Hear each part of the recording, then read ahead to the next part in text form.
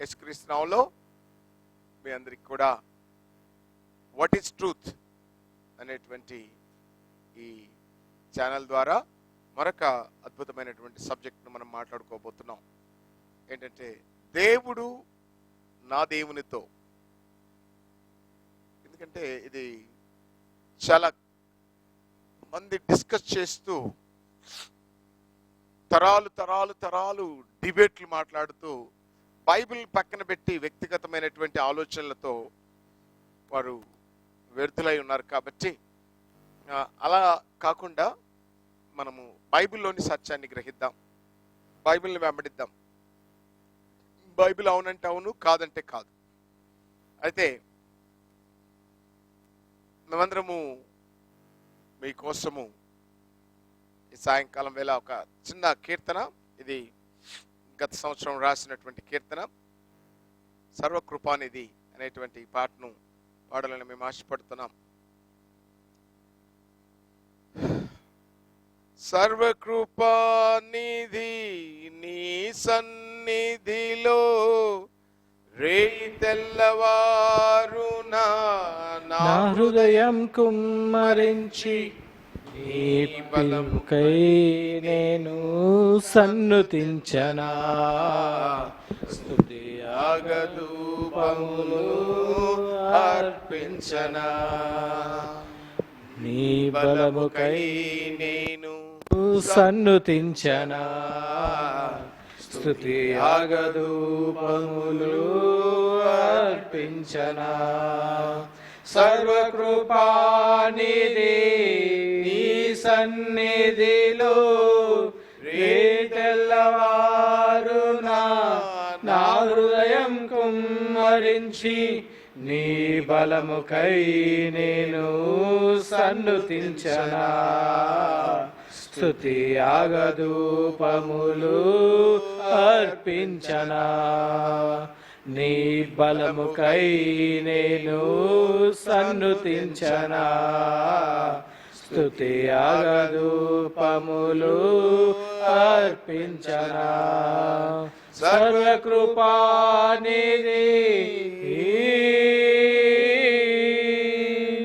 నీరు లేని దేశమందు దప్పిగొందిన ప్రాణం నీ దర్శనముకై సొమ్మసిల్లిన శరీరం. నీరు లేని దేశమందు దప్పిగొందిన ప్రాణం నీ దర్శనముకై సొమ్మసిల్లిన శరీరం. నీ కృప జీవము కంటే ఉత్తమమైనదని, నీ కృప జీవము కంటే ఉత్తమమైనదని నా నోరు చేసేను స్తుతిగానం. నా ఆత్మ చెల్లించే స్తుతి స్తోత్రం. నా నోరు చేసేను స్తుతిగానం. నా ఆత్మ చెల్లించే స్తుతి స్తోత్రం. సర్వకృపానిధి నీ సన్నిధిలో రేతెల్లవారునా నా హృదయం కుమ్మరించి నీ బలముకై నేను సన్నుతించనా. స్తుతి యాగధూపములు అర్పించనా. సర్వకృపానిధి శిలలాంటి నన్ను నీవు శిల్పివై మార్చినావు. నీ ఊపిరి నీవై నీ జీవం పోసినావు. శిలలాంటి నన్ను నీవు శిల్పివై మార్చినావు. నా ఊపిరి నీవై నీ జీవం పోసినావు. అన్ని నామముల కంటే ఘనమైన నామమని, అన్ని నామముల కంటే నామమని నా నోరు చేసేను స్తుతిగానం. నా ఆత్మ చెల్లించే స్తుతి స్తోత్రం. నా నోరు చేసేను స్తుతిగానం. నా ఆత్మ చెల్లించే స్తుతి స్తోత్రం. సర్వకృపానిధి నీ సన్నిధిలో ప్రీతెల్లవారు నా హృదయం కుమ్మరించి నీ బలముకై నేను సన్నుతించనా. స్తుతి యాగధూపములు అర్పించనా. నీ బలముకై నేను సన్నుతించనా. స్తుతి యాగధూపములు అర్పించనా. సర్వకృపానిధి సర్వయుగములలో మహాచక్రవర్తివి. సింహాసీనుడవైన సర్వాధికారివి. సర్వయుగములలో మహాచక్రవర్తివి. సింహాసీనుడవైన సర్వాధికారివి. రాజుల రాజువైన ప్రభువుల ప్రభువని. రాజుల రాజువైన ప్రభువుల ప్రభువని. నా నోరు చేసేను స్తుతిగానం. నా ఆత్మ చెల్లించే స్తుతి స్తోత్రం. నా నోరు చేసేను స్తుతిగానం. నా ఆత్మ చెల్లించే స్తుతి స్తోత్రం. సర్వకృపానిధి నీ సన్నిధిలో రేతెల్లవారు నా హృదయం కుమ్మరించి నీ బలముకై నేను సన్నుతించనా. స్తుతి యాగధూపములు అర్పించనా. నీ బలముకై నేను సన్నుతించనా. స్తుతి యాగధూపములు అర్పించనా. సర్వకృపానిధి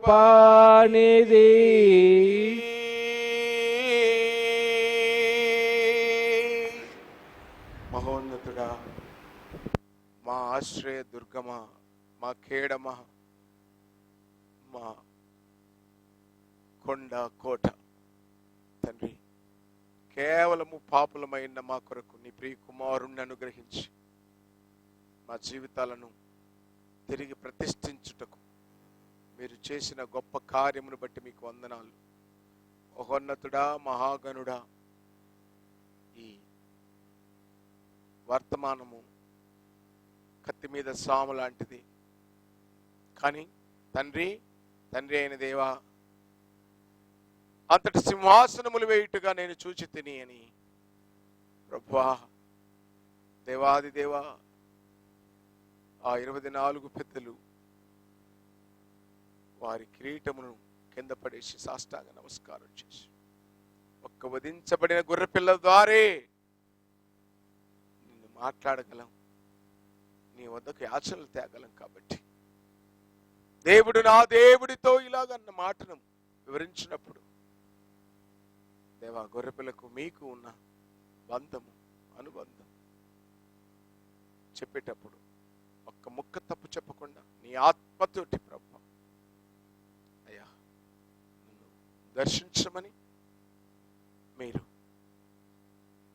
ఆయన నన్ను బలపరచమని నీ ఉపకారాత్మను తోడుగా ఉంచి మీరే మహిమ పొందమని, మీరు ప్రతి అక్షరము తప్పుపోకుండా ఆత్మ ద్వారా మమ్మల్ని జీవింప చేయమని యేసు నామములో అడుగుతున్నాము తండ్రి, ఆమేన్. మరొకసారి వందనాలండి. వందనాలు. ఈ సబ్జెక్ట్ని అర్థం చేసుకోవడానికి మొదట దేవుడు అంటే ఏంటో మనం నేర్చుకోవాలి. బైబిల్ అంటుంది, యోహాను సువార్త 5వ అధ్యాయం 37వ వచనం, యోహాను సువార్త 1వ అధ్యాయము 18వ వచనము, ఎవరు ఎప్పుడు దేవుణ్ణి చూడలేదు. చదువుదామా మాట. యోహాను సువార్త 5వ అధ్యాయము 37వ వచనంలో మనం చూసినప్పుడు, ఎవరునూ ఎప్పుడునూ దేవుణ్ణి చూడలేదు. చదువునాను 5:37. తండ్రి నాకు అనుగ్రహించి వారందరూ నా యొద్దకు వత్తురు. 5:37. నా యొద్దకు వచ్చువానిని నేను ఎంత మాత్రమును బయటకి త్రోసివేయను. 5వ అధ్యాయము 37వ వచనము, మరియు నన్ను పంపిన తండ్రియే నన్ను గురించి సాక్ష్యం ఇచ్చుచున్నాడు. మీరు ఏ కాలమందైనను ఆయన స్వరము వినలేదు, ఆయన స్వరూపము చూడలేదు అని కన్ఫర్మ్డ్గా చెప్తున్నాడు. అదేవిధంగా యోబు గ్రంథకర్త 9వ అధ్యాయంలో 11వ వచనంలో ఈ విధంగా చెప్తున్నాడు. యోబు గ్రంథకర్త 9వ అధ్యాయము 11వ వచనంలో చూసినప్పుడు ఇక్కడ ఇలాగ చెప్తున్నాడు, ఇదిగో ఆయన నా సమీపమున గడిచిపోవచ్చున్నాడు, కానీ నేను ఆయనను కనుగొనలేను. I can't see him. సమీపింపరాని తేజస్సులో ఆయన మాత్రమే వసించుచూ ఉన్నాడు. కాబట్టి హూ ఇస్ గాడ్ అంటే బైబిల్ చెప్తున్నటువంటి మాట. దేవుడు యోహాను సువార్త 1:1 వాక్యమై ఉన్నాడు. దేవుడు మొదటి యోహాను పత్రికలో మనం చూస్తున్నప్పుడు దేవుడు వెలుగై ఉన్నాడు. మొదటి యోహాను పత్రిక 1వ అధ్యాయము 5వ వచనంలో దేవుడు వెలుగై ఉన్నాడు. తర్వాత మనం చూస్తే దేవుడు ప్రేమై ఉన్నాడు అని మనము చూడగలుగుతాం. ఇక్కడ మొదటి యోహాను పత్రికలోనే మనకు కనపడుతున్నటువంటి మాట 7వ వచనంలో దేవుడు ప్రేమ స్వరూపి, అలాగే దేవుడు ఆత్మై ఉన్నాడు. ఈ నాలుగిటిని మనం బాగా పరిశీలన చేస్తున్నప్పుడు ప్రియులారా, మరొకసారి దేవుడు వాక్యమై ఉన్నాడు, వెలుగై ఉన్నాడు, ప్రేమై ఉన్నాడు, ఆత్మై ఉన్నాడు. వీటికి ఎవరైనా ఒక రూపం ఇవ్వగలరా? లేదు. బట్ ఆ దేవుడు తన ప్రజలతో మాట్లాడుతున్నాడు, తన ప్రజలకు కావలసినవి చేస్తున్నాడు, సృష్టిని చేశాడు, సృష్టిలో మార్పులు చేస్తూ ఉన్నాడు, సృష్టిని పరిపాలన చేస్తూ ఉన్నాడు. మరి ఇక్కడ యోహాను 5:37 కానీ యోహాను సువార్త 1:18 వచనంలో కానీ ఎవరు ఎప్పుడూ దేవుణ్ణి చూడలేదు అంటున్నారు. మరి నిజంగానే వాక్యము కళ్ళతో చూడలేము. వాక్యమును రాసుకుంటే మన లిపిలో చదవగలుగుతున్నాం. ఇప్పుడు నేను మాట్లాడుతున్న మాట ఎవరైనా చూడగలరా? నా మాటను ఎవరైనా చూడగలరా? బట్ నేను మాట్లాడలేదంటే, మాట రావట్లేదంటే అబద్ధమైపోద్ది. సో మాట లేదు అన్నవాడు అబద్ధికుడు అవుతాడు, దేవుడు లేడు అన్నవాడు అబద్ధికుడు అవుతాడు. సో దేవుడు ఉన్నాడు. దేవుడు ఏమై ఉన్నాడు? వాక్యమై ఉన్నాడు, వెలుగై ఉన్నాడు, ప్రేమై ఉన్నాడు, ఆత్మై. ఇలాంటి దేవుణ్ణి ఆయన ఆది నుండి కూడా ఆయన మోగవాడై ఉండలేదు, ఆయన మాట్లాడుతూ వచ్చాడు. అయితే ఇక్కడ మొదటి కొరింథీయులకు రాసిన పత్రిక,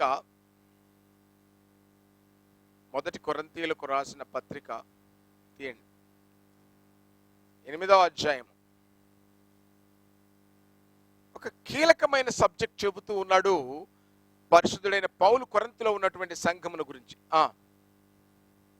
6వ వచనం, 8వ అధ్యాయం 6వ వచనం. ఆకాశమందైనను ఆకాశమందైనను, భూమి మీదనైనను దేవతలు అనబడినవి ఉన్నను మనకు ఒక్కడే దేవుడున్నాడు, ఆయన తండ్రి. ఆయన నుండి సమస్తమును కలిగెను, ఆయన నిమిత్తము మనమున్నాము. మరియు మనకు ప్రభువు ఒక్కడే, ఆయన యేసుక్రీస్తు. ఆయన ద్వారా సమస్తము కలిగెను. మళ్ళీ చదువు బిడ్డ. ఆయన ద్వారా సమస్తమును కలిగెను. ఆయన ద్వారా సమస్తమును కలిగెను. ఇక్కడ లార్డ్ అండ్ ఇక్కడ గాడ్, గాడ్ మళ్ళా లార్డ్. ఏమంటున్నాడు? దేవుడు ఒక్కడే. ఎస్, ఎఫెసీ 4:4లో మనకు చెప్పబడ్డ మాట. ఒకసారి ఎఫెసీ 4:4 తీద్దామా? తీస్తే అక్కడ ఏమంటున్నా రాయబడ్డది? దేవుడు శరీరము ఒక్కటే, శరీరం ఒకటే, ఆత్మయు ఒక్కడే, ఆత్మయు ఒకటే. ఆ ప్రకారమే మీ మీ పిలుపు విషయమై ఒకటే నిరీక్షణ ఎందుటకు పిలువబడితిరి. ప్రభువు ఒక్కడే, విశ్వాసము ఒకటే, బాప్తిస్ము ఒకటే, అందరికి తండ్రి అయిన దేవుడు ఒక్కడే. అందరికి తండ్రి అయిన దేవుడు ఒక్కడే.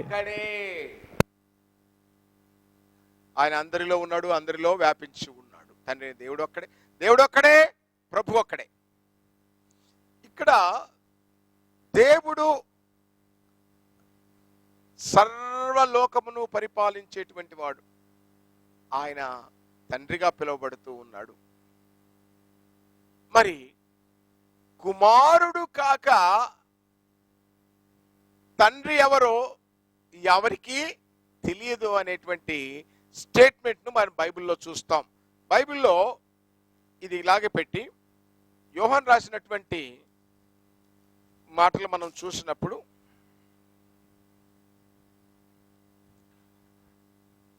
ఇక్కడ తండ్రికి తప్ప కుమారుడెవరో కనుగొనలేరని మనకు ఆ లేఖనము చెప్పబడుతున్నటువంటి మాట మీరు ఈ లోపల చూస్తూ ఉండండి.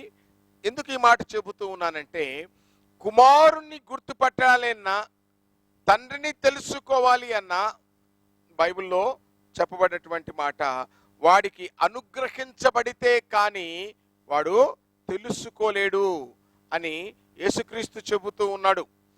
ఏమని ఇక్కడ మనం చూద్దాం. ఏమని చూద్దాం అంటే బైబిల్లో ఇక్కడ దేవుడు ఒక్కడే, ప్రభువు ఒక్కడే. అవునా? సో ఈ ఒక్కడు అంటున్నాము, ఒక్కడైనటువంటి దేవుడు అందరిలో ఉన్నాడు, అందరిలో వ్యాపించి ఉన్నాడు. అర్థమవుతుందా? తండ్రి ఎవరికి బయలుపరచాలని కుమారుని గురించి ఆయన ఆలోచిస్తాడో వాళ్ళకే ఈ తండ్రి కుమారుల యొక్క బంధం అర్థమవుతుంది. అయితే యోహాను సువార్త 14వ అధ్యాయంలో ఒక మాట అడుగుతుంది. ఏమని? ఫిలిప్ అడుగుతూ ఉన్నాడు. 9వ వచనం,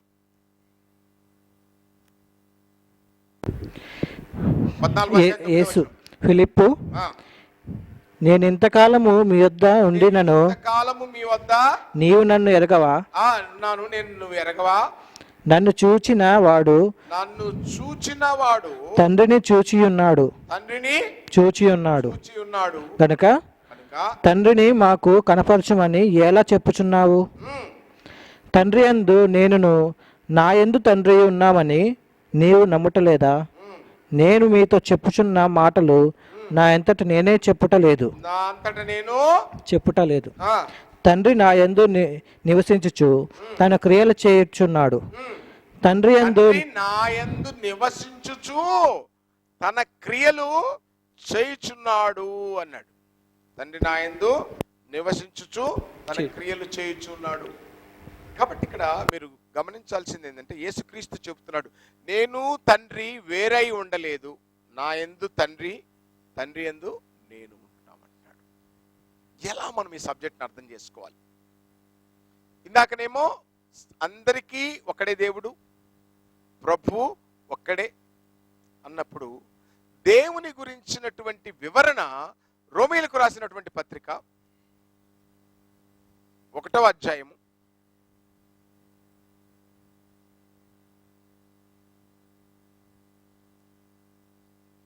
19వ వచనం నుండి చూద్దాం. ఎందుకనగా దేవుని గూర్చి ఆ, తెలియ శక్యమేదైనదో ఆ, శక్యమైనదేదో కూల్గా చదువు బిడ్డ. కంగారు పడకుండా కూల్గా చదువు. ఆ.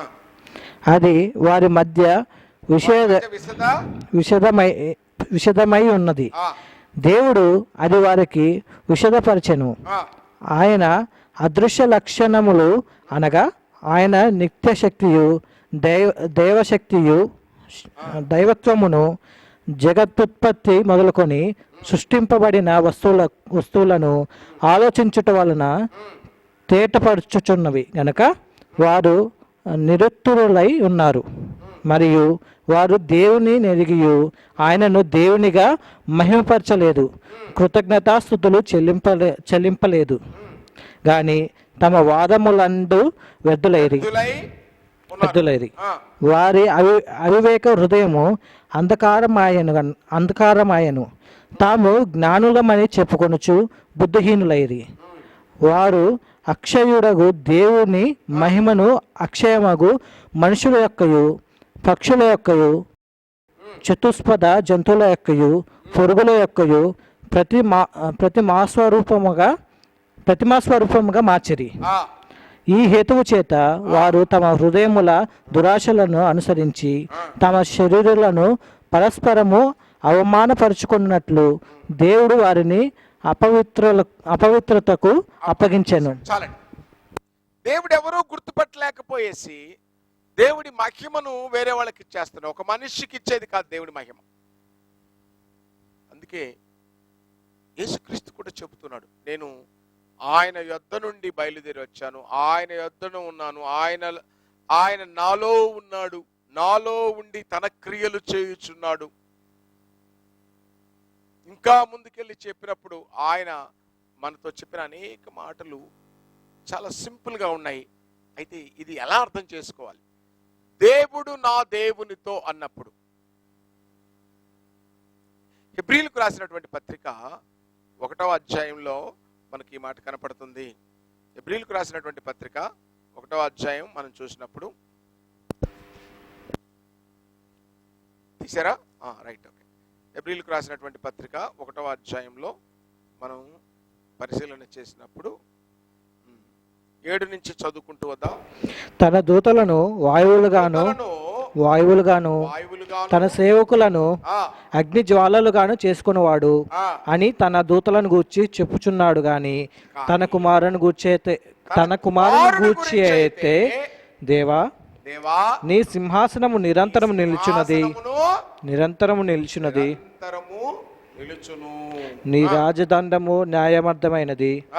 నీవు నీతిని ప్రేమించితివి, దుర్నీతిని ద్వేషించితివి. అందుచేత దేవుడు నీ తోడి వారి కంటే నిన్ను హెచ్చించున్నట్లుగా ఆనంద తైలముతో అభిషేకించెను. ఇక్కడ కీలకమైన దొరికింది చూడండి పాయింట్. ఇప్పుడు ఒక దేవుడేమో ఎబ్రీ పదం ప్రకారము యాహవే, రెండవ వ్యక్తిని ఆనంద తైలముతో అభిషేకించబడు. ఎబ్రీ పదంలో యావే, దీన్ని మళ్ళీ అక్కడికి వద్దాం తర్వాత. మరి రెండవ దేవుడిగా పిలువబడుతున్నటువంటి రెండవ దేవుడు అనకూడదు, రెండవ పదంగా కనపడుతున్నటువంటి అక్కడ దేవుడు అనే దానికి ఆయన ఆనంద తైలముతో అభిషేకించబడినటువంటి వ్యక్తిగా కనపడుతున్నాడు. అంటే ఏంటి అర్థం అక్కడ? అడోని అంటే మెస్సియా, అభిషేక్తుడు అని అర్థం. దేవుడు అభిషేకింపబడవాడితోటి చేయబోయేటువంటి ఆ డిస్కషన్ ఉంది చూసారా? ఈ లోకానికి అభిషేక్తుడు పంపించాలనే దేవుని అనాది తీర్మానమును. మొదటిదేమో యెహోవా, రెండోదేమో అడోని. ఈ రెండు పదాలను కలిపితే ఎలోహిం అవుతుంది. Elohim is a plural word in singular sentence. Singular word లో ప్లూరాలిటీ కనపడుతుంది. లైక్ గర్భిణీ స్త్రీ ఒకటి, కానీ లోపల 3 ప్రాణాలు, 2 ప్రాణాలు. సైన్యము ఒక వర్డ్గా కనపడుతుంది, అనేకులుగా కనపడుతుంది. ఎలోహిం ఒకటిగా కనపడ్డా కూడా అందులో బహుళ తత్వాన్ని మనకు హెబ్రీ పదం నేర్పిస్తా ఉంది. ఇక్కడ ఏమన్నాడంటే దేవుడు నా దేవునితో అన్నాడు. సో ఒకడే దేవుడు. ఆ దేవుడు తండ్రి అయి ఉన్నాడు, అందరికీ పైగా ఉన్నవాడు, అందరిలో ఉన్నవాడు. అందుకే దావీదు కీర్తన రాస్తూ 110 కీర్తన, open the book of Psalms, కీర్తన రాస్తున్నటువంటి ఆ కీర్తనకారుడు చెప్పిన మాటను చూస్తే 110 కీర్తనలో ప్రభువు నా ప్రభుతో సెలవిచ్చిన నాలుగో మాట ఉంటుంది కదా, అది ప్రభువు ఫస్ట్ వర్డా, రైట్, ఓకే. ఏమంటున్నాడు? ప్రభువు నా ప్రభువుతో సెలవిచ్చినది, నేను నీ శత్రువులను నీ పాదపీఠము చేయు వరకు నా కుడి పాశమును కూర్చో. So that is again Yahweh and Adonai. అక్కడేమో దేవుడు అభిషక్తుడితో చెబుతున్నటువంటి మాట రాజ్యమును గురించి చెబుతూ ఉన్నాడు. నీ రాజ్యం దేవా, నీ సింహాసనము అంటున్నాడు. అభిషేకింపబడిన వాడితో చెప్పిన మాట. ఇక్కడేం చెప్తున్నాడు? ఇక్కడికి వచ్చినప్పటికీ నీ శత్రువులను పాదపీఠముగా చేయబోతున్నాను అని చెప్తున్నాడు. మరి ఆ దేవుడు ఈ దేవుడు 2-3 దేవుళ్ళు ఉన్నారా అంటే అలా అనరాదు. దేవుడు ఒక్కడే, ప్రభు ఒక్కడే, ఆత్మ ఒక్కటే, సంఘము ఒకటే, విశ్వాసము ఒకటే, నిరీక్షణ ఒకటే, బాప్టిజము ఒకటే. అయితే ఈ ఒక్క దేవుణ్ణి తెలుసుకోవాలంటే మనం ఇంకొంచెం బ్యాక్ వెళ్దాం, నిర్గమకాండంలోనికి వెళ్దాం. నిర్గమకాండంలోనికి వెళ్ళి 6వ అధ్యాయంలో చూద్దాం ఒక మాట. నిర్గమకాండము 6వ అధ్యాయం మొదటి వచనం నుండి చదువుకుంటుందాం. అందుకు యెహోవా ఫరోకు నేను చేయబోచున్నాను దానిని. మరియు దేవుడు మోషేతో ఇట్లా నేను యెహోవాను, నేను సర్వశక్తి గల దేవుడను, పేరును అబ్రహాము ఇస్సాకు యాకోబులకు ప్రత్యక్షమైతిని అని, కానీ యెహోవా అను నా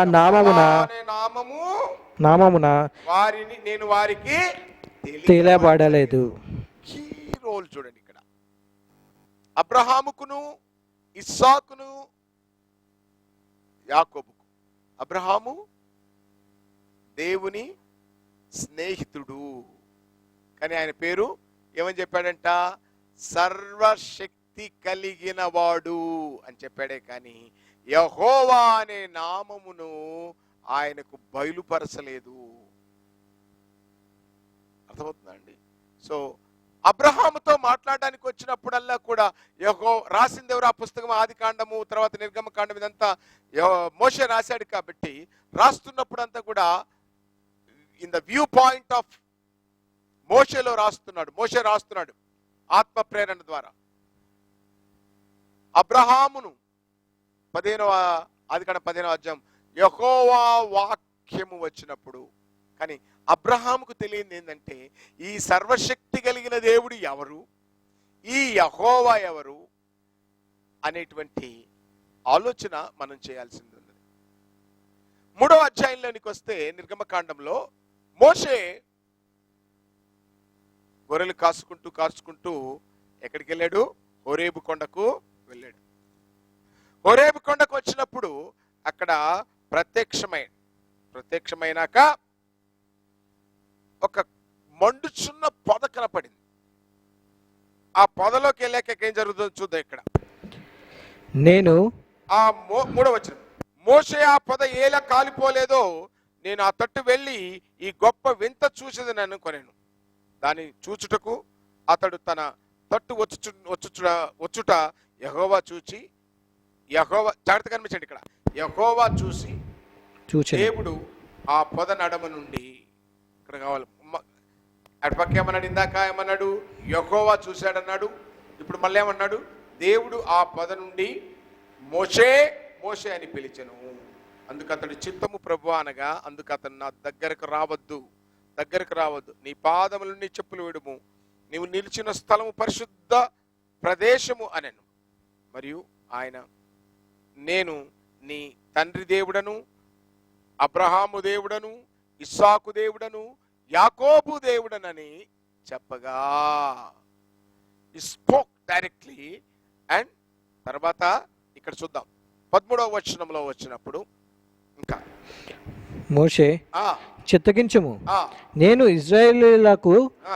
ఇజ్రాయేలీల యొద్దకు వెళ్ళి వారిని చూచి, మీ పితరుల దేవుడు మీ యొద్దకు నన్ను పంపినని వారితో చెప్పగా, వారు ఆయన పేరేమి అని అడిగిన ఎడల వారితో నేనేమి చెప్పవాలనని దేవుణ్ణి అడిగాను. అందుకు దేవుడు ఏం చెప్పాడంట? నేను ఉన్నవాడను అనువాడను. యెహోవా అనే నామమును మోషేకు ప్రత్యక్షపరిచాడు. సో ఇక్కడ ఎలోహిం లో ఉన్నటువంటి యావే అడోని అనేటువంటి ఆ ప్లూరాలిటీని మనము తెలుసుకోవాల్సి వస్తుంది. Singular God is one, confusion వద్దు, స్ట్రైట్ గా only one God, one lord, straight away. Even lord is, అందుకే పౌలు ఎక్స్ప్లెయిన్ చేస్తాడు, ఇది స్త్రీకి శిరస్సు పురుషుడు, పురుషునికి శిరస్సు క్రీస్తు, క్రీస్తుకి శిరస్సు దేవుడు. సింపుల్ ఆర్డర్, దీనిలో ఏం కన్ఫ్యూజన్ వద్దు. బట్ దేవుడు నా దేవుడితో అన్నాడు కదా అంటే ఎందుకు అన్నాడు అనే దాన్ని ఎక్స్ప్లెయిన్ చేస్తున్నప్పుడు ఇక్కడ అబ్రహాం, ఇస్సాకు, యాకోబులకు తెలియనటువంటి పేరు అక్కడ మోషేకు బయలుపరిచాడు. ఆయన ఏమని? Moses, I am that I am. లోపల ఎవ్వరిని చూడలేకపోయాడు, రూపము లేదు. అర్థమవుతుందండి? ఇక్కడ ఏ రూపమును చూడలేదు, ఏ మనిషిని చూడలేదు, ఏ శక్తిని చూడలేదు.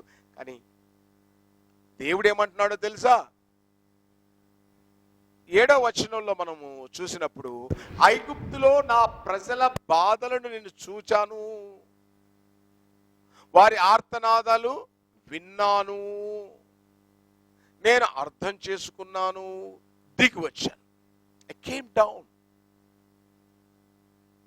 ఆయన రావడానికి నడవడానికి కాళ్ళు చేతులు మన లెక్కన ఉన్నాయా అంటే లేదు. సర్వాంతరం. నువ్వు భూమి మీద ఎక్కడ కన్నబో అక్కడే ఉంటాడు, నేల కింది బో అక్కడే ఉంటాడు, ఆకాశంలో అక్కడే ఉంటాడు. ఈ సర్వాంతర్యామి ఆయన. బట్ హీ స్పీకింగ్, ఆయనలో మాట ఉన్నది. జాగ్రత్త గమనించాలి. ఆయనలో వాక్యం ఉన్నది, ఆయనలో ఆత్మ ఉన్నది, ఆయనలో వెలుగు ఉన్నది, ఆయనలో ప్రేమ ఉన్నది. ఇది ఎగ్జాక్ట్ గాడ్స్ పిక్చర్. దీన్ని దావీదు చూశాడు, ఉజ్జియా చూశాడు, మోషే పార్షల్ గా కళ్ళు మూసాక ఆయన పార్శ్యాన్ని చూశాడు. అర్థమవుతుందండి? మనము వీళ్ళు చూసినటువంటి అప్పుడు దావీదు చూసింది ఎవరినో మనం చూస్తే 110వ కీర్తనలోనికి వెళ్దాం మరొకసారి. 110వ కీర్తన మొదటి వచనం. ప్రభువు నా ప్రభుతో సెలవిచ్చిన వాక్కు, ప్రభువు నా ప్రభుతో సెలవిచ్చిన వాక్కు, వాక్కు, నేను నీ శత్రువులను నీ పాదములకు పీఠముగా చేయు వరకు. ఎవరి గురించి మాట మాట్లాడాడు ఇక్కడ తెలవాలంటే, పౌలు దీని ఎక్స్ప్లెనేషన్ అంతా కూడా 1 కొరింథీయులకు రాసినటువంటి పత్రిక 15వ అధ్యాయము, 1 కొరింథీయులకు రాసిన పత్రిక 15వ అధ్యాయము 25వ వచనంలోనికి వద్దాం. ఎందుకనగా తన శత్రువులందరినీ తన పాదముల క్రింద ఉంచే వరకు. తన శత్రువులు అంటే ఎవరి గురించి మాట్లాడుతున్నాడు అంటే కొంచెం పైకి పోయి చేద్దాం. 20వ వచనం నుంచి చదువుకుందాం. ఇప్పుడైతే నిద్రించి వారిలో ప్రథమ ఫలముగా క్రీస్తు మృతులలో నుండి లేపబడి ఉన్నాడు. మనుషుని ద్వారా మరణము వచ్చిన గనుక మనుషుని ద్వారానే మృతుల పునరుద్ధానమును కలిగెను. మనుషుని ద్వారా మరణం వచ్చింది. మరణమే శత్రువు. మరణము మనిషిని మింగేసింది. మనిషికి శత్రువు మరణము. ఏ మనిషి ద్వారా అయితే మరణం వచ్చిందో మనుషుని ద్వారానే మరణమును జయించాలనేటువంటి దేవుని ఆకాంక్ష కలిగిన వాడై తన సొంత కుమారుణ్ణి పాప శరీర ఆకారముతో పంపి పాపమునకు శిక్ష విధించి మరణమును ఓడించి శత్రువును తన పాదపీఠము చేసేంత వరకు, అంటే చివరి సోల్ రక్షించబడేంత వరకు కూడా నా కుడిపాశమున కూర్చోమని ప్రభువు నా ప్రభువుతో చెప్పాడు. సో కింగ్డమ్ అనేది ఇస్తున్నాను, పరిపాలన అనేది ఇస్తున్నాను, ప్రభువుగా నిన్ను పెడుతున్నాను అని తండ్రి అయిన దేవుడు చెబుతున్నట్టుగా దావీదు ఇక్కడ చూస్తున్నాడు. ఇంకోటి 4వ వచనం, మిల్కిసెదెకు యొక్క క్రమము చొప్పున నువ్వు యాజకుడివై ఉంటావు. మనందరికీ తెలుసు మిల్కిసెదెకు ఎవరు.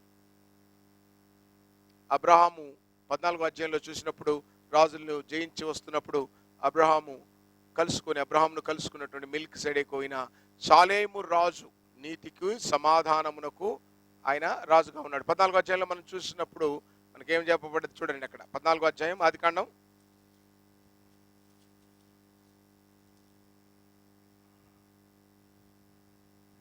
'మరియు షాలేము రాజైన మిల్కిసెదెకు రొట్టె ద్రాక్షరసము తీసుకుని వచ్చెను. అతడు సర్వోన్నతుడగు దేవునికి యాజకుడు. అప్పుడు అతడు అబ్రహామును ఆశీర్వదించి ఆకాశమునకును భూమికి సృష్టికర్త అయిన సర్వోన్నతుడైన దేవుని వలన అబ్రహాము ఆశీర్వదించబడునుగా. నేను అర్థమవుతుందా అండి? సో నేను ఎవరంట అంటే మిల్కిసెదెకు, రొట్టె షాలేము రాజు అయినటువంటి ఈయన. సో ఈయన గురించి మనకు హెబ్రీ పుస్తకంలో బాగా తెలుస్తుంది. హెబ్రీ పుస్తకము 7వ అధ్యాయంలో మనం చూస్తున్నప్పుడు 3వ వచనంలో దేవుని యాజకుడైన మిల్కిసెదెకు నిరంతరము యాజకుడుగా ఉన్నాడు. ఇక్కడే కొంచెము డెప్త్గా ఆలోచించుకోవాలి. ఒకవేళ ఆ మిల్కిసెదెకు నిరంతరము యాజకుడైన ఉంటే మధ్యలో లేవీయ యాజకత్వం రావాల్సిన అవసరం లేదు.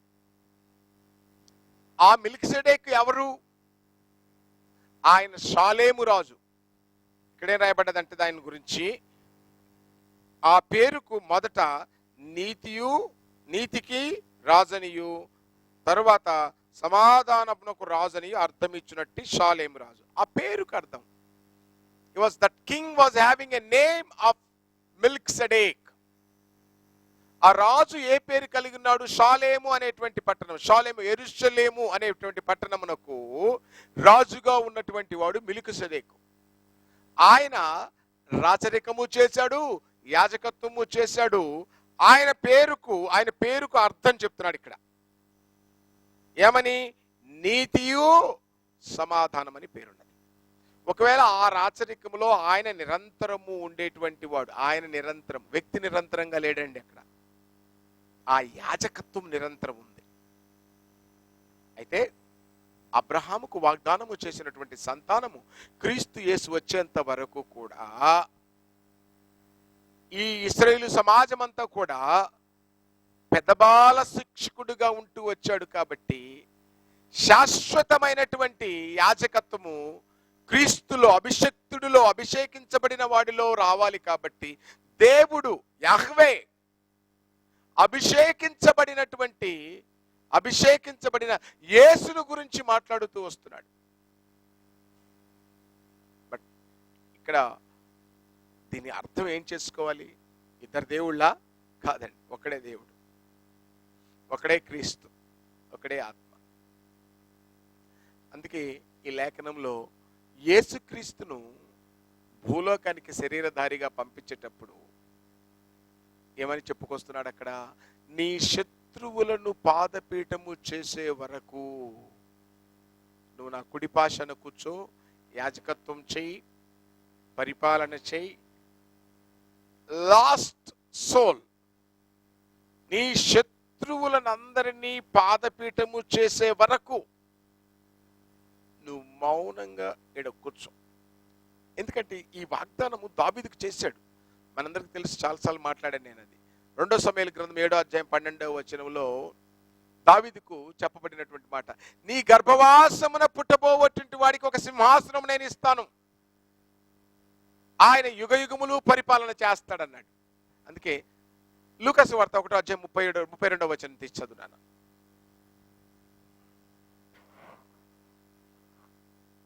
లూకా 1:32.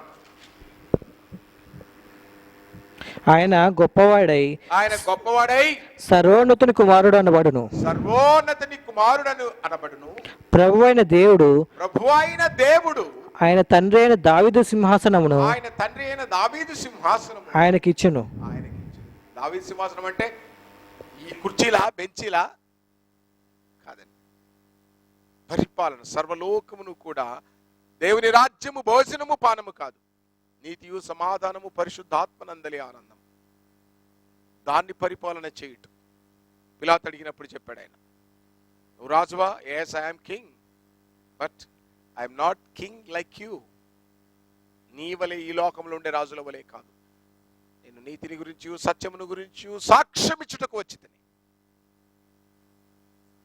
నీతికి సమాధానానికి రాజు ఆయన. కాబట్టి మెల్కీసెదెకు క్రమములో యాజకత్వము చేయుటకై, తరతరములు ఉండే యాజకత్వము చేయుటకై అభిషేకింపబడిన వాడుగా, anointed one God is the father and second God అని ఎందుకు అంటున్నానంటే, సెకండ్ గాడ్ అని అంటే రెండవ గాడ్ అని కాదు అర్థం. అక్కడ రెండవసారి వచ్చిన పదమునకు అర్థము దేవా, దేవుడు నా దేవునితో, ప్రభువు నా ప్రభుతో. మొదటి ప్రభు ఎవరు, రెండో ప్రభు ఎవరు మనకు అర్థం కావాలి.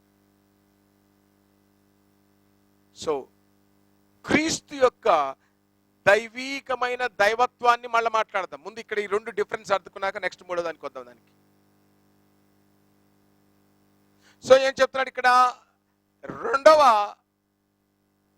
పదము అభిషేకించబడినది, అభిషేకించబడిన వాడు అనే అర్థం అక్కడే రాయబడింది. అది అయితే ఒకసారి మనం అపోస్తల కార్యం 2వ అధ్యాయంలోనికి వెళ్తే, అపోస్తల కార్యం 2వ అధ్యాయంలో మనం చూసినప్పుడు మనకు పేతురు పెంతెకోస్తు దినాన అద్భుతమైనటువంటి గొప్ప ప్రసంగం చేశాడు. అపోస్తల కార్యము 2వ అధ్యాయం 1 minute 34వ వచనం. దావీదు పరలోకమునకు ఎక్కిపోలేదు, అయితే అతడు ఇట్లా నేను నీ శత్రువులను నీ పాదముల క్రింద పాదపీఠముగా ఉంచు వరకు, నీవు నా కుడి పార్శ్వమున కూర్చుండమని ప్రభువు నా ప్రభువుతో చెప్పాను. Let's turn the Bible. మత్తయి సువార్త 22వ అధ్యాయం 44వ వచనంలో చూస్తే ఈ ప్రశ్నను మనము ఒకసారి ఆలోచన చేద్దాం. 22వ అధ్యాయం 44వ వచనంలో, మరియు ఈ రాతి మీద, మత్తయి సువార్త 22వ అధ్యాయము 44వ వచనం, నీవు నా కుడి పార్శ్వమున రండి. ఐ థింక్ బెటర్ ఇట్ ఏంటంటే 41 నుంచి చెప్దాం. ఒకప్పుడు పరిసయ్యులు కూడి ఉండగా యేసు వారిని చూసి, క్రీస్తుని గురించి మీకేమి తోచుతున్నది? ఆయన ఎవరి కుమారుడని అడిగాను. వారు దావీదు కుమారుడని చెప్పారు. జాగ్రత్తగా గమనించండి, ఆయన ఎవరని చెప్పారంట? దావీదు కుమారుడని చెప్పాడు. అందుకు ఆయన, అలాగైతే నేను నీ శత్రువులను నీ పాదపీఠములకు క్రింద ఉంచు వరకు నీవు నా కుడి పార్శ్వమున కూర్చుండమని ప్రభువు నా ప్రభువుతో చెప్పెను అన్నాడు. అని దావీదు ఆయనను ప్రభువు అని ఆత్మ వలన ఎలా చెప్పుచున్నాడు? దావీదు ఆయనను ప్రభు అని చెప్పిన ఎడల ఆయన ఎలాగున అతనికి కుమారుడగునని వారిని అడుగగా. This is the key point. దావీదుకు కుమారుడుగా రాబోతున్నాడు. కుమారుడుగా రాబోతున్నటువంటి వాడు దేవుని కుమారుడు, మెస్సయ అని దావీదుకు ముందుగా బయలుపరచబడ్డది. అందుకే ఆయన కీర్తనలో రాస్తున్నాడు, దేవా, దేవుడు నా దేవుడితో. సో ఈ లోకంలోనికి రాకమునుపు క్రీస్తును గురించినటువంటి సబ్జెక్ట్ ఎరిగిన వాడు. అయితే దావీదుతో ప్రమాణము చేశాడు కాబట్టి ఆయన శరీరధారి అయి వచ్చినప్పుడు దావీదు సంతానముగాను, మృతుల పునరుద్ధానమును బట్టి దేవుని కుమారుడుగాను మనము చూడగలుగుతున్నాం. అందుకే అక్కడ దేవుడు నా దేవునితో అన్న మాటను మనం అర్థం చేసుకునేటప్పుడు 3 దేవుళ్ళు ఉన్నారు, 4 దేవుళ్ళు ఉన్నారు, 5 దేవుళ్ళు ఉండరండి క్రైస్తవులారా. The divine nature of the Christ and the divinity of the Christ అనేది ఒక సబ్జెక్ట్, మళ్ళీ అది మాట్లాడదాం. ఇక్కడ దేవుడు నా దేవునితో అన్నది యేసుక్రీస్తు శరీరములో ఉన్నప్పుడు ఆయన ఒక ప్రవక్తగాను, ఒక మధ్యవర్తిగాను, మానవ సమాజానికి సేవ చేసే ఒక సేవకుడుగాను మనకు కనపడతాడు. బట్ అబ్రహాము పుట్టక మునుపు నేను ఉన్నాను. ద బైబిల్, యోహాను సువార్త 10వ అధ్యాయం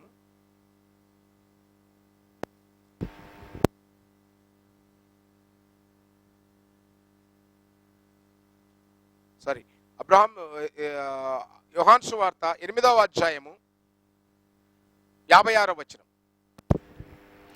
మీ తండ్రి అయిన అబ్రహాము నా దినము చూతునని ఇలాగో ఆనందించెను, అది చూచి సంతోషించను అనెను. అందుకు యూదులు, నీకు ఇంకను 50 సంవత్సరాలైనను లేవే, నీవు అబ్రహామును చూచితివా అని ఆయనతో చెప్పగా, యేసు, అబ్రహాము పుట్టక మునుపే నేను ఉన్నానని పుట్టక మునుపే నేను ఉన్నాను అన్నాడు. ఇంకా ముందుకెళ్ళి చూస్తే మనము హెబ్రీయులకు రాసినటువంటి పత్రిక 11వ అధ్యాయంలో, హెబ్రీయులకు రాసిన పత్రిక 11వ అధ్యాయంలో మనం చూసినప్పుడు 24వ వచనం, మోషే పెద్దవాడైనప్పుడు విశ్వాసమును బట్టి ఐగుప్త ధనము కంటే క్రీస్తు విషయమైన నింద గొప్ప భాగ్యమని ఎంచుకొని అల్పకాలము పాప భోగము అనుభవించుట కంటే దేవుని ప్రజలతో శ్రమ అనుభవించుట మేలని యోచించి ఫరో కుమార్తె యొక్క కుమారుడని అనిపించుకొనుట కంటే ఒప్పుకొనలేదు. ఏలయనగా అతడు ప్రతిఫలముగా కలగబోవు బహుమానమందు దృష్టి ఉంచెను. చాలండి. మోషే పెద్దవాడైనప్పుడు విశ్వాసమును బట్టి ఐగుప్తు ధనము కంటే క్రీస్తు ఆయనకి వెళ్ళిపోతాడండి. క్రీస్తు ఎలా చూశాడంటే 1 కొరింథీయులకు రాసిన పత్రిక 10వ అధ్యాయంలో పౌలు చెబుతున్నాడు, సహోదరులారా, ఈ సంగతి మీకు తెలియకుండా నాకు ఇష్టం లేదు. అదేదనగా మన పితరులందరూ కూడా మేఘము కింద ఉండిరి, అందరూ సముద్రములో పడి ఎర్ర ఆరిన నేల మీద నడిచిపోయిరి. వారు మేఘములోను సముద్రములోను బాప్టిజము పొందిరి. వారందరూ ఆత్మ సంబంధమైన ఒకే పానీయము చేసిరి. వారందరూ ఆత్మ సంబంధమైన ఒకే ఆహారమును భుజించిరి. ఆ బండలోనిది, ఆత్మ సంబంధమైన బండలోనిది తాగిరి. ఆ బండ క్రీస్తు. సో క్రీస్తును చూశాడు మోషే, ముందుగా ఉన్నవాడు సర్వ సృష్టికి. అందుకోసమే ఆయనను ఆది సంభూతుడు అన్నాడు. మోషే కంటే, అబ్రహాము కంటే ఇంకా నేను పరలోకము నుండి చాలా ఉన్నాయండి స్టేట్మెంట్లు. నేను పరలోకము నుండి దిగి వచ్చాను, పరలోకము నుండి మళ్ళా ఆయన ఈ లోకానికి వచ్చినప్పుడు మీరు భూ సంబంధులు, నేను పర సంబంధిని అన్నాడు. ఇంకా చాలా చెప్పుకుంటూ పోవచ్చు. అయితే మన సబ్జెక్ట్, దేవుడు నా దేవుడితో ఏమన్నాడు అంటే, ఇక్కడ ఒక దేవుడు, ఒక పదము దేవుడు దేవుడు అని 2 కనపడుతున్నాయి. కాబట్టి మనం ఎలా అర్థం చేసుకోవాలంటే, ఒకటి యాహ్వే అని, రెండవది అడోని అని అర్థం చేసుకోవాలి. అభిషేకింపబడినటువంటి క్రీస్తు రాబోతున్నాడని దావీదుకు తెలియపరచబడి, అయితే ఈ రాబోతున్నటువంటి వ్యక్తి ఎలా ఉంటాడు? Exactly as the God is. అంటే ఇక్కడ గాడ్ ఈజ్ అంటే రూపము కాదండి. ఎప్పుడైనా ఒక పిల్లగాడు పని చేస్తా ఉన్నప్పుడు అంత మీ నాన్నలా పని చేస్తున్నావే అంటే వాళ్ళ నాన్న వీడని కాదు అర్థం అక్కడ. He is exact picture of God. దేవుడికి రూపం లేదు, కానీ దేవుడు ఏమైనాడు? వెలుగై ఉన్నాడు, వాక్యమై ఉన్నాడు, ప్రేమై ఉన్నాడు, ఆత్మరూపుడై ఉన్నాడు. ఈ all pictures, all the divine qualities are fit in Jesus. కాబట్టి దేవుడు ఎంతగానో ప్రేమించి నా కుమారుడు అని పిలిచాడు. కుమారుడు అంటే పుట్టినవాడు, అబ్బా అంటే బికాస్ ఆఫ్ యూ, ఇది హిబ్రూ పదం. అబ్బా అని మనం పిలిస్తే because of you I am అంతే. You are there, self existed one. కలిగినది యావత్తును ఆయన మూలముగా కలిగిన. He self existed one. ఆయనకు స్టార్టింగ్, అంతము, ఆదియు లేదు, ఏది లేదు. కాబట్టి ప్రియులారా, దేవుడు నా దేవుడితో అన్నటువంటి భావన మనం నేర్చుకున్నప్పుడు హెబ్రీలకు రాసినటువంటి పత్రిక 10వ అధ్యాయంలో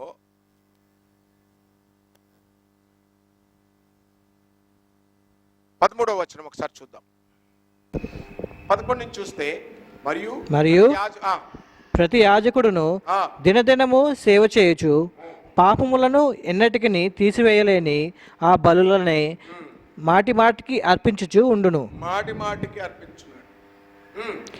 ఈయనైతే పాపముల నిమిత్తమై సదాకాలము నిల్చు ఒక్క బలిని అర్పించి, ఒకటే బలి, finish, that's it, close the matter. ఈ బలిని అర్పించుటకు ఏ విధముగా అయితే పాత నిబంధనలో యాజకుడు గొర్రెపిల్లను తల మీద చేయి పెట్టి అభిషేకిస్తాడు, ఈ వ్యక్తిని అంటే యేసుక్రీస్తును కూడా తండ్రి అయినటువంటి దేవుడు తన ఆత్మచేత అభిషేకించి సర్వలోకములోని పాపమును కొరకు ఒకటే బలిగా అర్పించుటకు ఆయనను ఏమని పిలుస్తున్నాడు? అడోని అంటే అనాయింటెడ్ వన్, అభిషక్తుడు అని పిలుస్తున్నాడు. దేవుడు దేవుడితో ఏమని చెబుతున్నాడు? సో కొంచెం డీప్గా మీకు టచ్ చేయాలని నేను ఆశపడుతూ ఉన్నాను. ఏంటంటే నిర్గమకాండంలో 7వ అధ్యాయంలో ఒక మాట ఉంటుందండి. దేవుడు చెప్తాడు,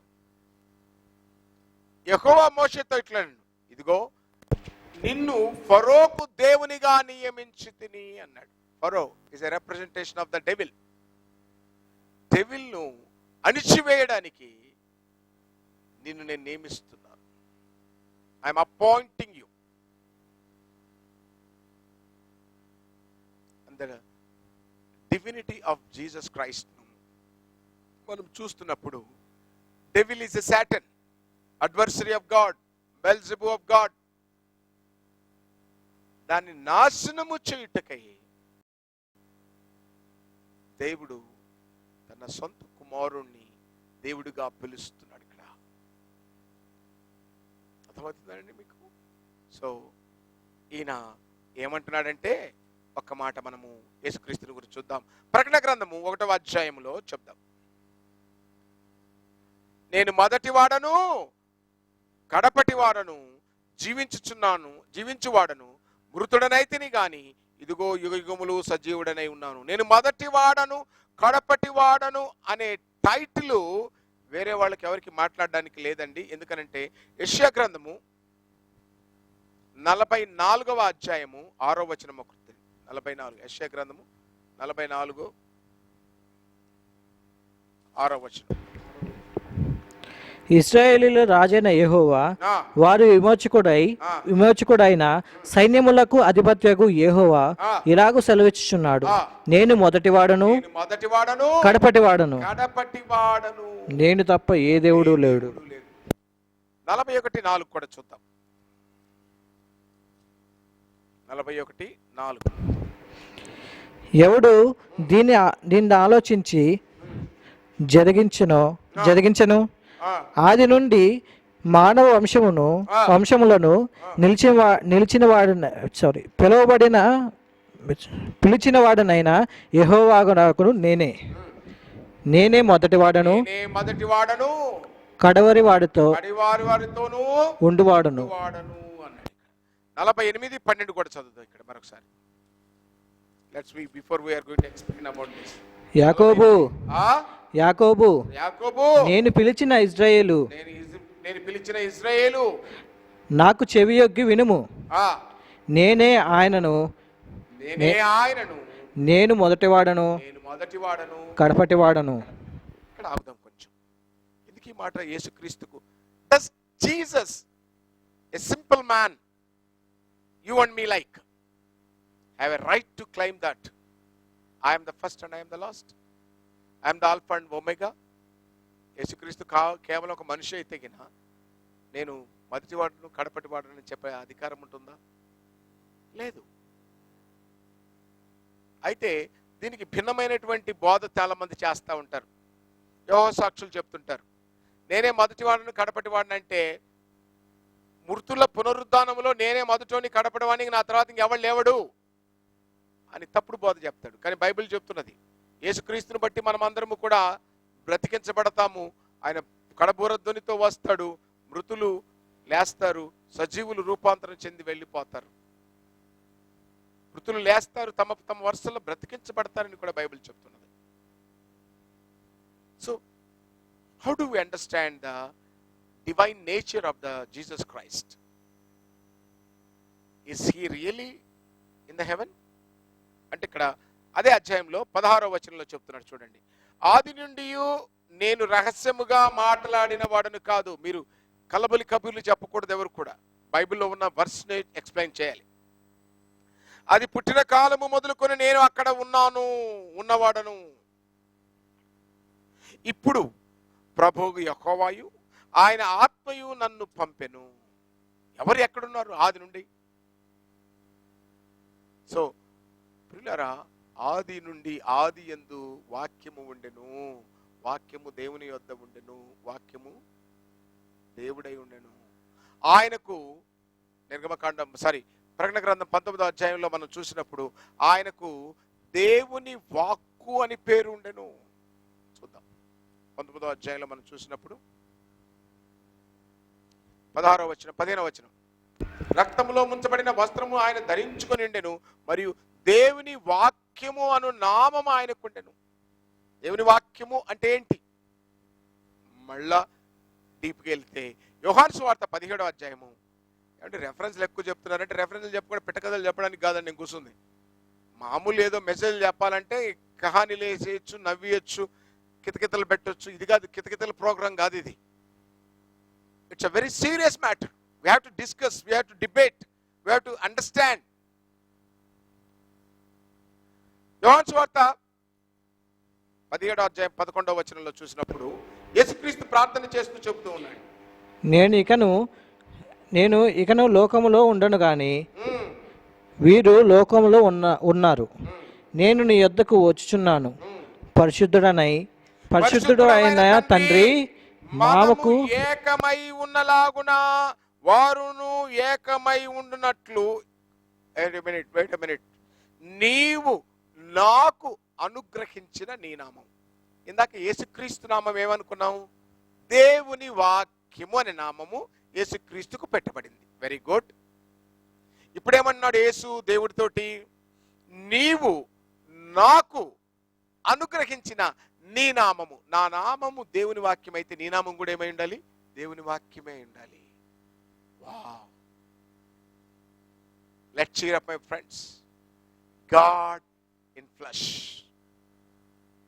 నీ పేరు యెహోవా అయితే నా పేరు కూడా అదే. నీ పేరు దేవుని వాక్యం అయితే నా పేరు కూడా అదే. ఒకవేళ ఆ ధైర్యము మానవుడు చేయగలడా?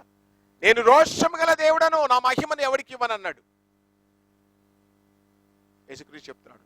చేయుటకు నువ్వు నాకు అప్పగించబడినటువంటి పని నేను భూలోకమునందు సంపూర్ణముగా నెరవేర్చి నేను నిన్ను మహిమపరిచాను. అద్వితీయ సత్యదేవుడు నిన్ను నువ్వు పంపిన యేసుక్రీస్తుని ఎరుగుటే నిత్య జీవము. తండ్రి, లోకము పుట్టక మునుపు నీ వద్ద నాకు ఎట్టి మహిమ ఉండెనో అట్టి మహిమతో నన్ను ఇప్పుడు మహిమపరచు అంటున్నాడు. It's very clear. God, Jesus together, Holy Spirit. I don't call them త్రిత్వము, త్రియేకము. No, not such words are in the Bible. మనం అలా పిలవకూడదు. Godhead. It's only one God we have. It's only one God we have. That one God, ఇక్కడ మాట్లాడుతున్నటువంటి అంశం మనం చూస్తున్నప్పుడు ఏమంటున్నాడు? తండ్రి, లోకము పుట్టక మునుపు. లోకం పుట్టక మునుపు ఏంటంట? కొలస్సీయులకు రాసినటువంటి పత్రిక 1వ అధ్యాయము. Subject is very very wonderful అండి, బాగా నేర్చుకోండి. ఎందుకంటే సబ్జెక్ట్ చెప్పేదానికంటే కూడా పెట్టకథలు చెప్పేటట్లు తయారయ్యారు. మేము ½ అవర్ ప్రోగ్రామ్ చెప్తాం, 1 అవర్ ప్రోగ్రామ్ చెప్తాం. మాకు చూడండి, మంచివైతే చూడండి. I encourage you. దావీదు ఉండెను, వాడు గొలియాతు ఉండెను, వాడిని రాయి పెట్టి కొట్టెను, వీడు గిచ్చెను, వాడు తుమ్మెను, వాడు లాగెను. ఈ పెట్టకథలు ఎన్ని రోజులు? మీరు క్రైస్తవులైన వారు మనం సంపూర్ణులై సాగిపోవటకు ముందుకు రావాలి క్రీస్తు సంఘంలో.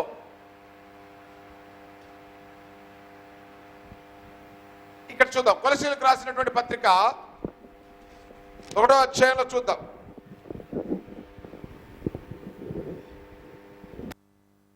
13వ వచనం. ఆయన మనల్ని అంధకార సంబంధమైన అధికారము నుండి విడుదల చేసి తాను ప్రేమించిన తన కుమారుని యొక్క రాజ్య నివాసులుగా చేసెను. ఆ కుమారుని యందు మనకు విమోచన, అనగా పాప క్షమాపణ. ఆయన, వినండి, ఆయన అదృశ్య దేవుని స్వరూపి అయి ఆయన అంటే యేసుక్రీస్తు కుమారుడు అదృశ్య దేవుని స్వరూపి అయి సర్వ సృష్టికి ఆది సంభూతుడై ఉన్నాడు. ఎలైనగా ఆకాశమందున్నవియు భూమి అందున్నవియు దృశ్యమైనవి గాని అదృశ్యమైనవి గాని అవి సింహాసనములైనను ప్రభుత్వములైనను ప్రధానులైనను అధికారములైనను సర్వము ఆయన యందు సృజించబడెను. సర్వము ఆయన ద్వారాను ఆయనను బట్టి సృజింపబడెను. ఆయన అన్నింటికంటే ముందుగా ఉన్నవాడు. ఆయనే సమస్తమునకు ఆధారభూతుడు. సంఘమును శరీరమునకు ఆయనే శిరస్సు. ఆయనకు అన్నింటిలోనూ ప్రాముఖ్యత కలుగు నిమిత్తము ఆయన ఆది అయి ఉండి మృతులలో నుండి లేచుటలో ఆది సంభూతుడాయిను. ఆయన యందు సర్వ పరిపూర్ణత నివసింపవలనని ఆయన శిలువ రక్తము చేత సంధి చేసి ఆయన ద్వారా సమస్తమును, అవి భూలోకమందునైనను పరలోకమందైననున్న వాటినైనను ఆయన ద్వారా తనతో సమాధాన పరుచుకొనవలని తండ్రి అభిష్టము. Without Jesus Christ nothing is there. Everything must come under the Jesus. Jesus belongs to God. So ఇక్కడ ఇంకొక కీలకమైనటువంటి మాట కూడా చెప్తాను చూడండి. 1 కొరింథీయులకు రాసినటువంటి పత్రిక 15వ అధ్యాయంలో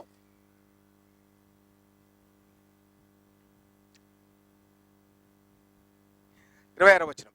కడపట నశింపజేయు శత్రు మరణము దేవుడు సమస్తమును క్రీస్తు పాదముల క్రింద లోపరిచుంచును.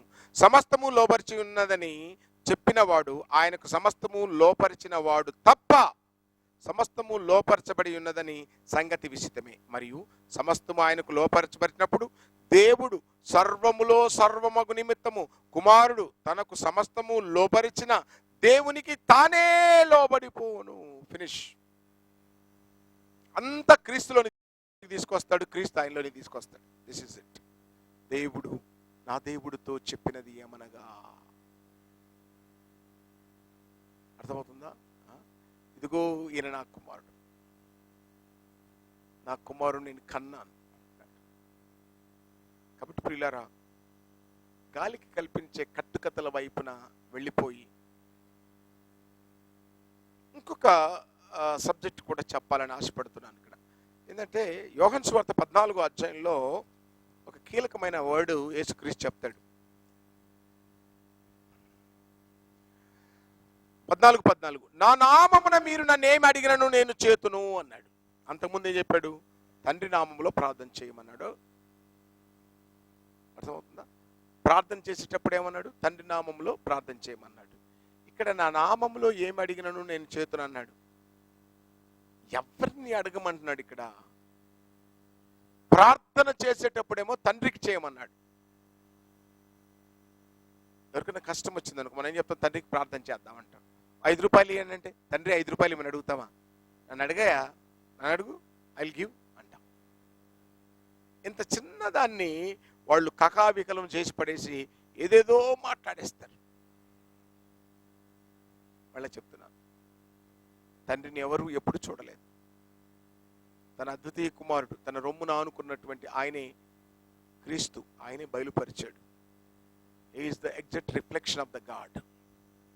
ఆయన ఆకారమందు మనుషునిగా కనపడి, అర్థమవుతుందండి, సిలువ మరణము చేత, ఫిలిప్పీయులకు రాసిన పత్రిక ఉదయం చదువుకున్నటువంటి ఆ మాట మనం ఒకసారి చూస్తే, ఆయన ఆకారమందు మనుషునిగా కనపడి ఆయన ఎలా ఉన్నాడంట?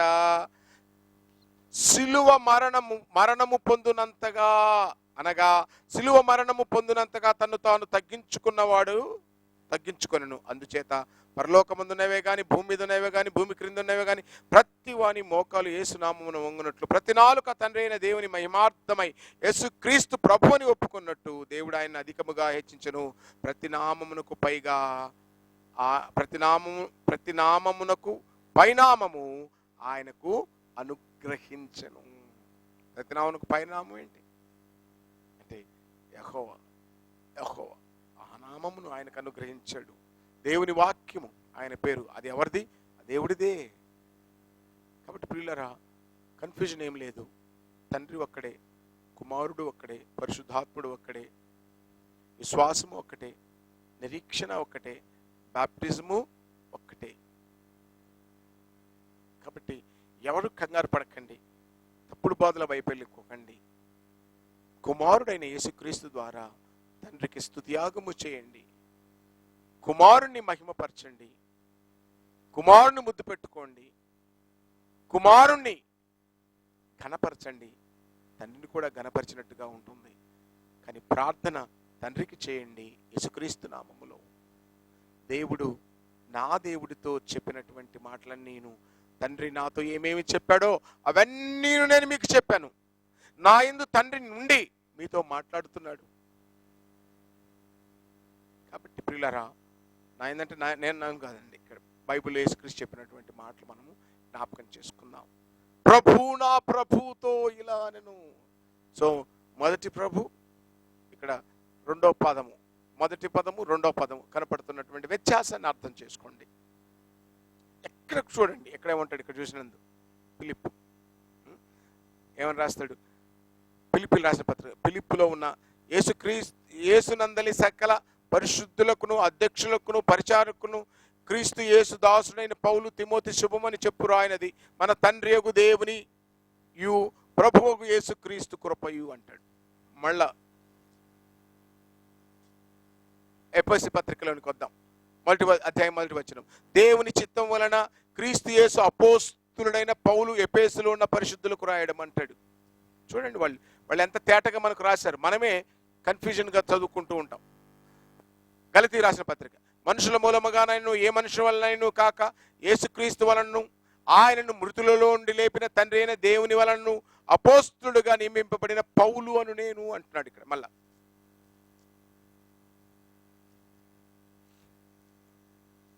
మొదటి కొరింథీయులకు రాసినటువంటి పత్రికలో మళ్ళీ చూద్దాం. దేవుని చిత్తం వలన యేసుక్రీస్తు యొక్క అపోస్తులుగా నుండి పిలువబడిన అంటున్నాడు. సో దేవుడు క్రీస్తును, అభిషక్తుడును ఆయన కుమారుడిగా, ఆయన వారసుడిగా, ఆది సంభూతుడిగా గుర్తించడంలో ఏమాత్రం ఎనిక్కిపోలేదు.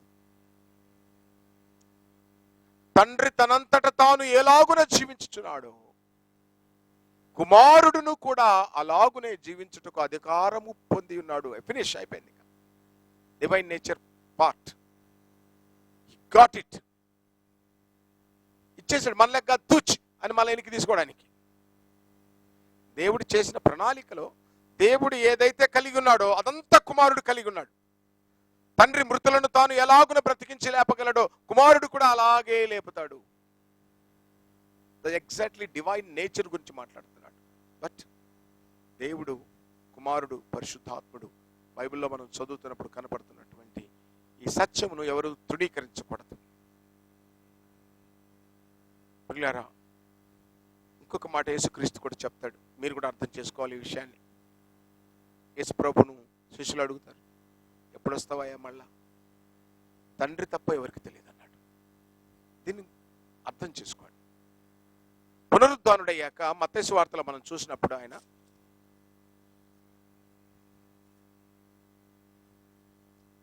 ఒక మాట చెప్తాడు మగ్దలేని మరియతోటి,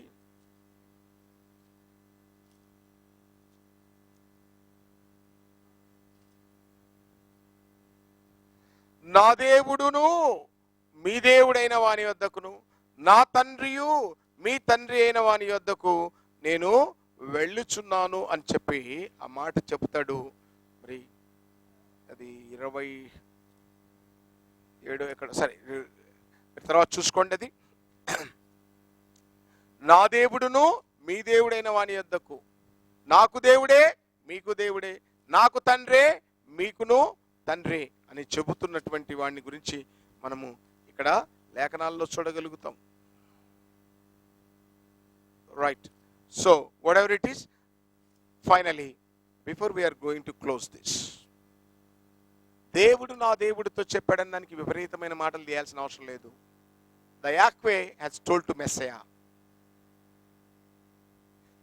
యాహ్వే దేవుడు మెస్సయతో చెప్పిన మాట ఏమనగా, అంతే, సింపుల్. ఇద్దరు డివైన్ నేచర్ కలిగిన వారే, అక్కడ డివినిటీలో ఉన్నవారే. కానీ ఇక్కడ చాలా మంది, కొంతమంది యేసుక్రీస్తుని ఇన్ఫీరియర్గా చేసి చూపించాలని చూస్తారు. లైక్ ముస్లిమ్స్, యెహోవా సాక్షులు, ఇంకా కొంతమంది ఉన్నారు, వాళ్ళ పేర్లు అనవసరం. ఇంకా అయితే క్రైస్తవంలోనికి చొరబడినటువంటి దొంగల వలె చొరబడినటువంటి హెబ్రాయినిక్ క్రిస్టియన్స్, ఇస్లామిక్ క్రిస్టియానిటీ, జాకబైట్ క్రిస్టియానిటీ, ఇక పిచ్చి పిచ్చి వాళ్ళు, ఇక రోమన్ క్యాథలిజం మనం చెప్పనక్కర్లేదు. ఆ రోమన్ క్యాథలికం అనే పెద్ద తానులో ముక్కలన్నీ ఏంటి, రోమన్ క్యాథలిక్ నుంచి బయటకు వచ్చింది ఎవరు? లూథరన్స్ నుంచి ఇక బాప్టిస్టులు, వాళ్ళు, మేననైట్, వానైట్, ఈ నైట్లు, అన్ని నైటీలే. But the truth is simple. దేవుడు స్వరక్తం ఇచ్చి సంపాదించినటువంటి సంఘమును కాయడానికి అభిషక్తుడు వచ్చాడు. దావీదుని గురించి చెబుతున్నప్పుడు పేతురు చెప్పాడు, నీ శత్రువులను పాదపీఠం చేసేవారు కూర్చోబ్బాయి అన్నాడు. కూర్చున్నాడు అక్కడ. మీరైతే ఏం చేస్తారు? మారు మనసు పొంది పాప క్షమాపణ నిమిత్తము ప్రతివాడు యేసుక్రీస్తు నామమున బాప్టిజం తీసుకోండి, అప్పుడు పరిశుద్ధాత్మ వరమును మీకు అనుగ్రహించబడుతుంది. ఇది మీకును మీ పిల్లలకును అనగా ప్రభువైన యేసు వద్దకు పిలువబడిన వారందరికీ కూడా ఉచితముగా అనుగ్రహించేది. దేవుడు నా దేవుడితో చెప్పిన మాట, యాహ్వే అదోనితో చెప్పిన మాట. అర్థమవుతుందా అండి? కాబట్టి ప్రియులారా, మీరెవరు కూడా త్వరపడి కంగారు పడి ఏదో తప్పుడు సిద్ధాంతాల వైపున పరిగెత్తకుండా బైబిల్లో చెప్పిన మాటలు జాగ్రత్తగా వినండి. క్రీస్తు చెప్పిన బోధను జాగ్రత్తగా వినండి. క్రీస్తు తండ్రి అయిన దేవునికి ప్రార్థన చేయమని లేదా? మరేంటి, చాలా మందికి ప్రార్థన చేయడం కూడా తెలియదు. డియర్ జీసస్ అంటారు. ఎందుకురా నాయన? బైబిల్ చెప్పినట్టు జీసస్ కదా. పరలోకమందున్న మా తండ్రి, తండ్రి అయిన దేవునికి యాచనలతో ప్రార్థనలతో, ఎవరి ద్వారా? యేసుక్రీస్తు ద్వారా. మరి ఇందాక యోహాను 14:14 కూడా ఎక్స్ప్లెయిన్ చేశాను. నా నామములో మీరు అడగండి రా బాబు అంటే authority when Jesus was alive. ఎవరితో చెప్తున్నాడు అనేది కూడా జ్ఞానం లేదు. నా నామములో నన్ను అడగండి రా బాబు అంటే, నా నామములో అడగమంటే జీసస్ హెల్ప్ మీ దిస్, అది శిష్యులతో అయిపోయింది. When he himself has prayed to God, we all have to pray to the God. తండ్రి అయిన దేవునికి ప్రభు అయిన యేసు నామమున. కొంతమంది ఇంకా పెట్టుకుతాడు, ఏసయ్య ఏసయ్య ఏసయ్య, ఏంద్రాది బాబు. సింపుల్. పరలోకమందున్న తండ్రి, పాపలము దౌర్భాగ్యము ఏ మనిషి లేదు అయ్యా, మమ్మల్ని క్షమించు ఫస్ట్. ఈ లోకంలో ఏది అడిగినా అది కొంత రోజులకు ఆగిపోద్ది, వ్యర్థమైపోద్ది. కానీ ప్రభువా, నీ కుమారుడు అయిన యేసుక్రీస్తు రక్తం చేత నన్ను కడిగి నీ ఆత్మతో నడిపించు. శాశ్వతంగా ఈ భూలోకాన్ని విడిచిపెట్టాక నీతో నన్ను ఉంచుకో అయ్యా. ఎనఫ్. అందరికి వందనాలు. Thank you very much. చిన్న ప్రార్థన చేసుకుందాం. పరిశుద్ధుడైన తండ్రి, ఈ మాటలు నీ ప్రజల గుండెల్లో పెట్టి దేవుడు నా దేవునితో అన్న మాటలను జ్ఞాపకం చేసుకున్నట్టుకు సహాయం దయచమని, ఆశీర్వదించమని, విన్నవారికి దీవెనకరంగా ఉంచమని యేసు నామములో అడుగుతున్నాము తండ్రి. ఆమెన్. ఒక నిమిషము. The beautiful subject is coming next. ఏంటో తెలుసా? కరోనాపై కరువు యుద్ధము. కరోనాతో బాధపడి కరువు వస్తే ఆ కరువు పైన మనము, సతోను పైన మనం యుద్ధం చేసి సమృద్ధిని పొందుకోవాలి. ఆదివారంన వెయిట్ చేయండి. Thank you very much. అందరికి వందనాలండి.